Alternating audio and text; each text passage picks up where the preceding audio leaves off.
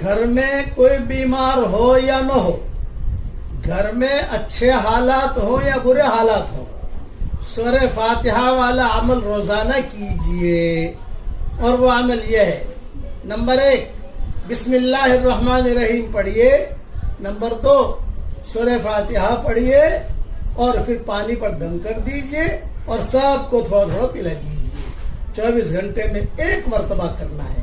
اللہ تعالی ہم سب کو ڈھیروں خوشیاں نصیب فرمائے، آمین۔ ایک سنت ہمارے معاشرے میں چھوٹی ہوئی ہے، اسے زندہ کیجئے، اور وہ یہ ہے گھر میں جب داخل ہو تو 2 رکعت نفل پڑھ لیجئے، اور گھر سے جب نکلے تو 2 رکعت نفل پڑھ لیجئے۔ صحیح حدیث میں آتا ہے جو یہ عمل کرے گا وہ گھر کے جھمیلوں سے محفوظ رہے گا اور باہر کے جھمیلوں سے بھی محفوظ رہے گا۔ اللہ تعالیٰ اس سنت پر عمل کرنے کی توفیق عطا فرمائے، آمین۔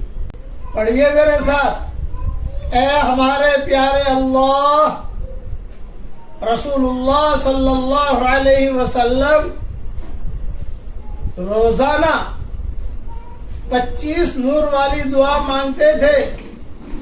وہ دعا تو ہم سب کے لیے اور ہماری قیامت تک کی آنے والی نسلوں کے لیے، سارے مومنین مردوں اور عورتوں کے لیے قبول فرما۔